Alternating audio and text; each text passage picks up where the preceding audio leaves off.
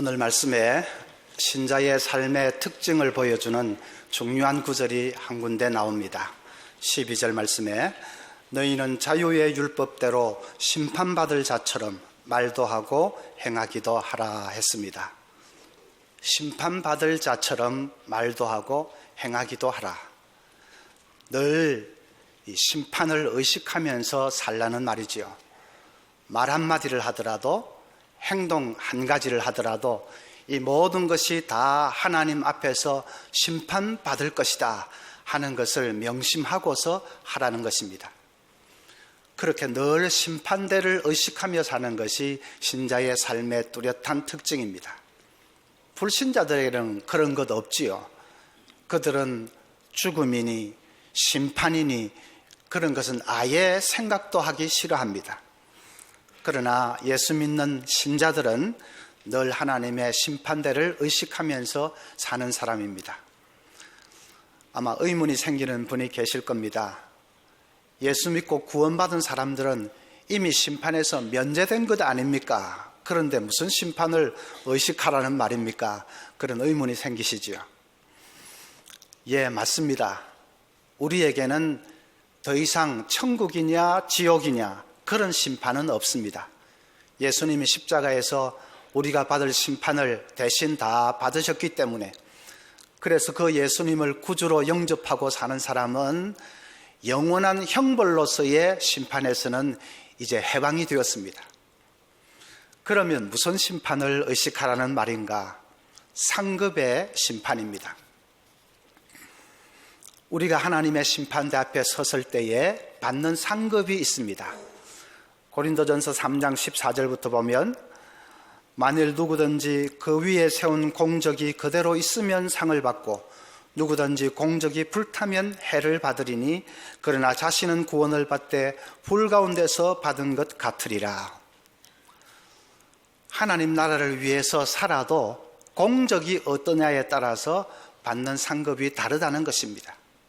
큰 상을 받는 사람이 있는가 하면 상은 거의 받지 못하고 마치 불 가운데서 구원 얻듯이 겨우 자기 구원만 얻는 사람도 있게 될 것이다 라고 말씀합니다.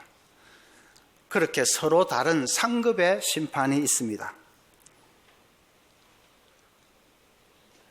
그러면 어떤 분은 나는 상 같은 것은 안 받아도 좋아.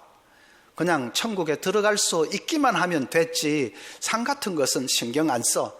그러는 분도 계실지 모르겠습니다. 그런데 그런 게 아닙니다. 여러분, 옛날 학창시절에 상 받아본 적이 있으십니까? 개근상, 정근상, 그렇게 개나 소나 아무나 받는 상 말고 교육감상, 그런 거 받아보신 적 있으십니까? 제가 괜한 질문을 했네요. 저는 어쩌다 보니 받아보았습니다. 2부 예배 때는 이 말 하니까 박수를 쳐주던데 아닙니다. 자랑을 좀 하겠습니다. 중학생 때, 그때는 중간시험 치고 기말시험 치고 하면 늘 전교생이 다 모인 아침 조례 시간에 시상을 했습니다. 제 이름이 호명이 되면 대답을 하고 뛰어 올라가서 단상에 서서 교장 선생님을 바라봅니다. 그러면 한 1,500여 명 되는 학생들 또 선생님들 눈길이 다 여기에 닿는 것을 느낍니다. 얼굴이 벌개지고 가슴이 벌렁벌렁 뛰지요. 상장이 낭독됩니다. 위의 학생은 성적이 우수하고 품행이 방정하여 타의 모범이 되므로, 많이 듣던 소리지요. 그러면 그 순간에 저의 눈에는 눈물이 글썽이기 시작합니다. 어머니 때문입니다. 저희 어머니는 그 무렵에 고생을 많이 하셨습니다. 아버지가 사업에 실패하고 어머니가 6 자녀들 먹여 살리느라고 연탄 리약가를 끄셨습니다. 시커먼 연탄재를 온몸에 뒤집어 쓰고 찬바람 쌩쌩 부는 한겨울에도 이 골목 저 골목 다니시면서 연탄 배달을 하셨습니다. 단상에 서 있는 상장이 낭독되는 그 짧은 시간이지만 제 머릿속에는 온통 어머니 생각밖에는 없습니다. 어머니, 아들이 상 받습니다. 남들 다 가는 학원 한 번 못 보낸다고 늘 안타까워 하셨지요. 그래도 이렇게 상 받을 수 있잖아요. 엄마, 걱정하지 마세요. 엄마 고생하시는 거 결코 헛되지 않도록 해드릴게요. 그러면 아무리 참으려고 해도 그냥 눈에서 눈물이 주르륵 흘러내립니다. 상 받는 것이 감격스러운 것은 내가 사랑하는 사람 때문입니다. 내가 사랑하는 그분에게 기쁨이 되어드렸다는 그 사실이 감격스러운 것입니다. 상이야 이 상장 종이 한 장 그 뭐 대견한 것이 있겠습니까? 그래도 내가 사랑하는 사람을 위해서 이렇게 살 수 있다는 것, 그것을 이렇게 모든 사람 앞에 인정받는다는 것, 그 사실 앞에 내 자신이 대견스럽고 그리고 너무나도 기뻐서 가슴이 벅차오르는 것입니다. 우리가 하나님 앞에 섰을 때도 마찬가지입니다. 언젠가는 이 세상의 삶을 마감하고 하나님 앞에 설 때가 오겠지요. 그때 주님께서 환하게 웃으시면서 잘했다, 착하고 충성된 종아 하면서 한없이 기뻐하시는 그 모습을 배울 수만 있다면 얼마나 우리 마음이 감격스럽겠습니까? 나를 위해서 십자가에서 죽어주신 주님, 그 주님을 뵙는 것만 해도 감사한데 그 주님께서 한없이 기뻐하시며 잘했다고 칭찬하시는 그 모습을 배울 수만 있다면 우리 마음이 얼마나 감격스러울까요? 아침 조례 시간에 시상대 위에서 눈물을 글썽이는 그 어린 소년처럼 우리도 하늘의 시상대 앞에서 감격의 눈물을 쏟게 될 것입니다. 그래서 하나님 앞에 선다는 것은 결코 가볍게 생각할 일이 아닙니다. 고린도후서 5장 10절에 바울은 이렇게 고백을 했습니다. 그런즉 우리는 몸으로 있든지 떠나든지 주를 기쁘시게 하는 자가 되기를 힘쓰노라. 이는 우리가 다 반드시 그리스도의 심판대 앞에 나아가게 되어 각각 선악간에 그 몸으로 행한 것을 따라 받으려 함이라. 바울 사도도 그리스도 앞에 섰을 때에 그 주님께 기쁨을 드리기 위해서, 그래서 이 땅에 사는 동안에 힘을 다한다, 힘쓰노라, 그렇게 말씀했습니다. 여러분, 우리도 그날에 주님의 기쁨으로 설 수 있도록 이 땅에 사는 동안에 힘쓰고 애쓸 수 있어야 되겠습니다. 그것이 불신자들하고 전혀 다른 모습이죠. 늘 심판대를 그렇게 의식하면서 사는 사람은 세상하고는 확연하게 구별된 삶을 삽니다. 오늘 그것을 좀 생각을 해보겠습니다. 심판을 의식하면서 사는 사람은 어떤 삶을 사는가? 첫째는 긍휼의 삶을 삽니다. 마태복음 25장에 보면 예수님께서 최후 심판의 그 한순간을, 한 컷을 우리에게 살짝 보여주십니다. 주님이 오른편에도 사람을 모아놓고 왼편에도 사람을 모아놓고 그리고 오른편에 있는 사람들에게 칭찬하십니다. 너희들은 내가 줄일 때 먹여주었고 목마를 때 마셔주었고 헐벗었을 때에 입혀주었고 병들었을 때에 돌보아주었느니라. 그 사람들이 놀라서 주님, 우리가 언제 주님께 그런 일을 해드렸습니까? 예수님께서 대답하십니다. 너희 가운데 있는 지극히 작은 자 한 사람에게 한 것이 바로 내게 한 것이니라. 왼편에 있는 사람들에게도 말씀하십니다. 너희들은 내가 줄일 때 먹여주지 않았고 목마를 때 마셔주지 않았고 헐벗었을 때에 입혀주지 않았고 병들었을 때에 돌봐주지 않았느니라. 그 사람들이 화를 내면서 주님께서 언제 헐벗고 굶주리고 병들고 그러셨습니까? 우리가 그런 것을 보지도 못했는데 왜 우리에게 안 했다고 하십니까? 예수님께서 너희 가운데 있는 지극히 작은 자 한 사람에게 하지 않은 것이 바로 내게 하지 않은 것이니라. 주님은 심판날에 그 물을 문제와 또 답을 다 가르쳐 주십니다. 무엇을 물으실는지 그리고 정답은 뭔지 다 가르쳐 주십니다. 여러분, 우리가 불쌍한 이웃을 구제하는 것은 우리가 특별히 사람이 착해서도 아니고 동정심이 남들보다 유별나서도 아니고, 우리가 구제하는 것은 주님께서 심판날에 그것을 물으신다고 하시니까 하는 것입니다. 주님께서 그 행위를 한없이 기뻐하시고 내게 한 것과 마찬가지다, 그렇게 귀하게 보시는 것을 우리가 알기 때문에, 그래서 구제하는 일을 하지 않을 수가 없는 것이죠.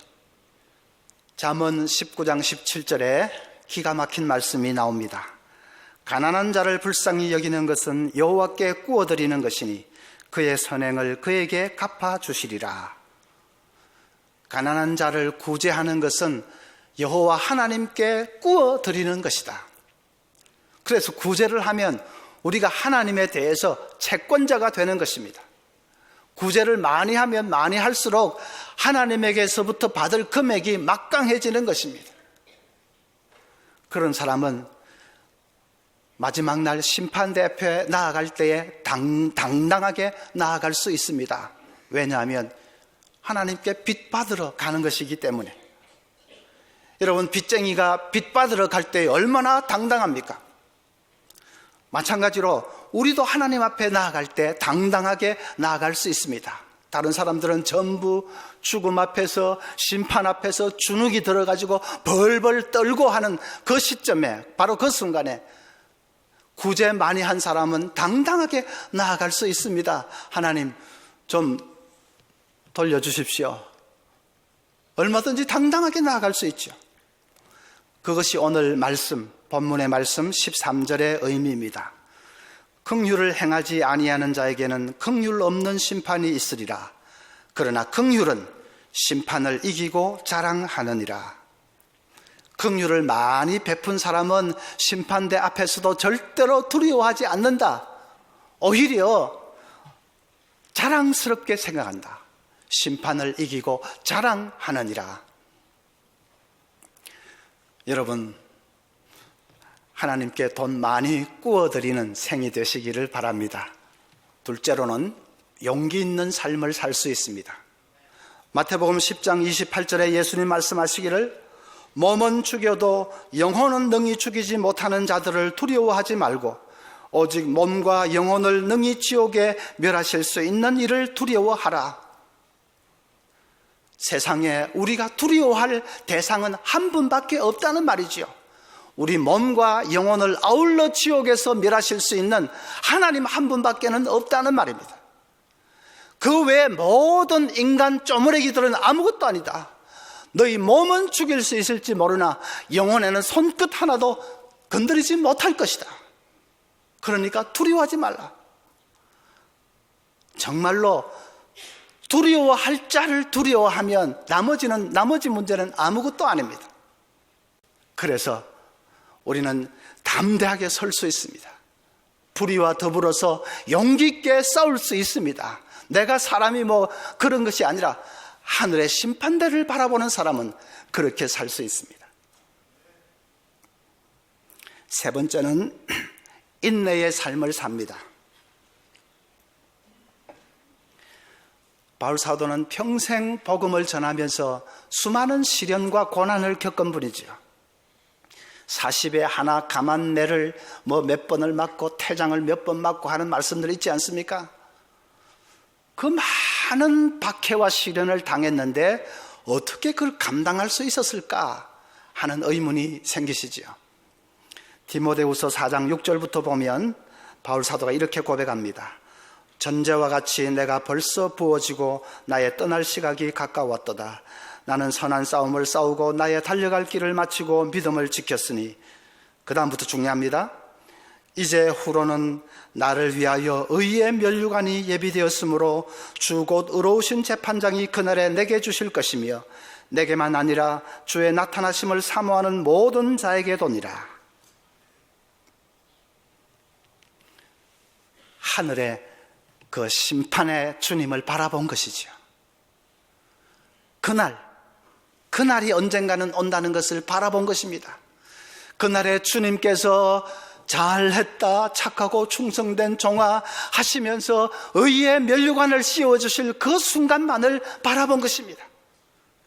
거기에만 초점을 맞추니까 시련도 박해도 감당할 수 있었습니다. 이어령 전 장관의 딸 이민아 변호사는 참 기구한 생을 산 분입니다. 책을 쭉 읽어보면 시련도 어떻게 이런 시련을 다 당할 수 있는지 이해가 잘 되지 않을 정도입니다. 일찍이 남편과 이혼하고 혼자서 자녀들을 키워야 되는 아픔을 당했습니다. 또 몸에도 병이라는 병은 다 찾아왔습니다. 92년도에 암에 걸렸습니다. 그 당시만 해도 1년에 한 번씩 암 검사를 받는데 그 검사 한 번 받고 나면 6주 동안은 꼼짝 못하고 드러누워 있어야 했다고 했습니다. 암이 좀 이렇게 사그라드는가 싶으니까 이제 눈에 또 이 망막의 이상이 와서 앞이 보이지를 않습니다. 1년 넘게 눈을 감고서 새 자녀들을 키우는데 정말 힘들었다고 합니다. 그러나 자기 몸 아픈 것은 또 자녀들 문제에 비하면 아무것도 아닙니다. 둘째 아들이 특수자폐증에 걸렸습니다. 그 아들 때문에 10년을 울었습니다. 정말 10년 동안 단 하루도 울지 않고 잠자리에 든 적이 없었다고 합니다. 2007년에는 장남을 잃었습니다. 24살 되는 아들이 갑자기 쓰러져서 응급실로 옮겼는데 19일 만에 세상을 떠났습니다. 수백 가지 검사를 해봐도 아무 이상도 없고 잘못된 것도 없는데 도대체가 이유를 알 수 없이 그냥 중추신경 한 곳이 서버린 것입니다. 아들 보내면서 얼마나 통곡을 했던지 악성 빈혈이 와서 피가 다 말라버렸습니다. 그리고 2012년에 자기도 이제 위암 4기가 되어서 그래서 암이 난소와 신장과 척추에 다 전이가 되어 결국은 세상을 떠났습니다.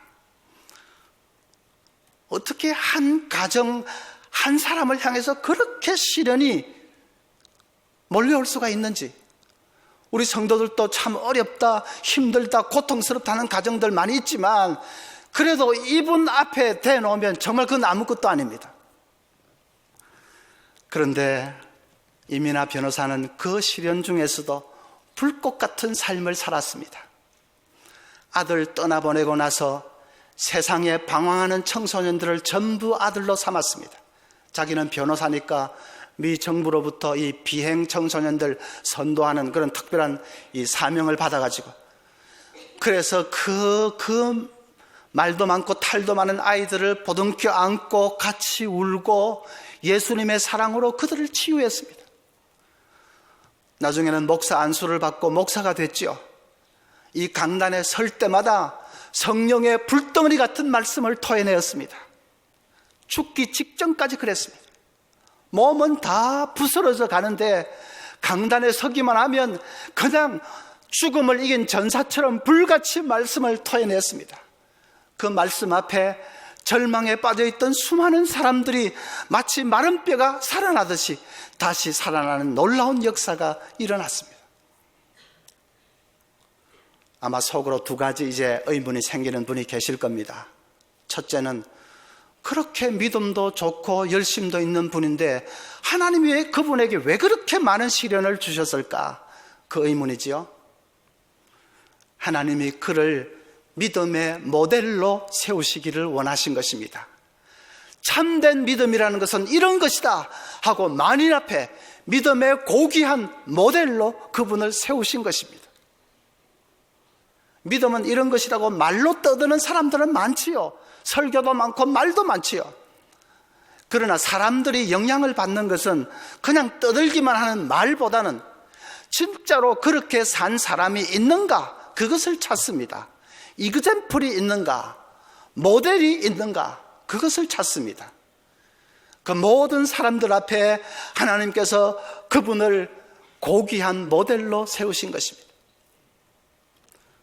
저만 해도 좀 미지근해지려고 할 때 그분 책을 몇 장만 읽으면 정신이 번쩍 듭니다. 죽음 앞에서도 이렇게 복음의 열정에 사로잡혀 불을 토한 사람이 있는데 하면 그냥 저절로 회개가 되고 정신이 번쩍 듭니다. 몇 장만 책을 읽으면 죽음에 대한 두려움도 다 사라져버립니다. 그 죽음 앞에서도 천국을 확신하면서 이렇게 담대히 나아간 사람이 있다는 것을 보면 죽음에 대한 두려움이 다 사라져버립니다. 저만 그런 게 아니겠죠. 이 땅에 수많은 사람들이 그분을 보면서 믿음의 용기를 회복하는, 그리고 천국을 확신하게 되는 그런 놀라운 역사가 일어났습니다. 그것만 해도 그분은 얼마나 고귀하고 영광스러운 삶을 산 것입니까? 뭐 병, 시련 그런 거 아무것도 없이 그냥 100세 인생이니까 길게만 그냥 무탈하게 살면 최고입니까? 별 의미 없이 엿가락처럼 길게 늘리기만 한 생이 무슨 큰 의미가 있습니까? 두 번째 의문은 그건 그렇다 쳐도, 그렇게 고귀한 생을 모델이 되는 삶을 살았다 쳐도, 그런데 그분 개인적으로 보면 그 혹독한 시련을 어떻게 인내하면서 살 수 있었을까? 어떻게 그걸 감당해낼 수 있었을까? 무슨 힘으로? 그런 의문이 있으시죠? 주님 앞에 서는 그 순간만을 생각한 것입니다. 장차 주님의 신부가 되어 주님 앞에 서는 그 순간만을 사모하며 그날만을 생각한 것입니다. 그래서 그분 책에 보면 주님의 정결한 신부로 서기를 원합니다, 그런 말이 수없이 나옵니다. 그분의 마지막 유고집, 그 책 제목도 하늘의 신부입니다. 주님 앞에 서는 그 순간을 생각하면 땅의 시련도 감당할 수 있었고 인내할 수 있었습니다. 여러분, 우리도 주님 앞에 서는 그 순간에 초점을 맞추고 살 수 있기를 바랍니다. 그러면 땅에서 당하는 시련 이길 수 있습니다. 시련이 없어진다는 말이 아니라 그 시련 감당하고 이겨낼 수 있습니다. 시련이 아무리 커도 다 지나가는 것입니다. 우리의 생 전체가, 우리의 인생 전체가 잠시 지나가는 것 아닙니까? 70, 80 되신 분들만 아니라 젊은이들도 마찬가지입니다. 한평생 산다는 그 삶 자체가 잠시 지나가는 것입니다. 인생이 그런데 그 중에 당하는 시련도 그 잠시 지나가는 것입니다. 잠시 지나가고 마침내 주님 앞에 서게 될 것입니다. 주님께서 잘했다, 착하고 충성된 내 아들아, 내 딸아, 다가오셔서 우리를 안아주실 것입니다. 우리 눈에서 모든 눈물을 씻겨주시고, 그리고 이제 이곳에서 편히 안식하거라, 영원한 안식의 처소로 우리를 인도해 주실 것입니다. 그날을 바라보는 사람은 담대하게 한 걸음 한 걸음 나아갈 수 있습니다. 우리 모든 성도들이 하늘의 신부로 서는 그날을 바라보면서 이 땅에서 용기 있는 삶, 그리고 인내하는 삶을 살 수 있기를 간절히 소원합니다.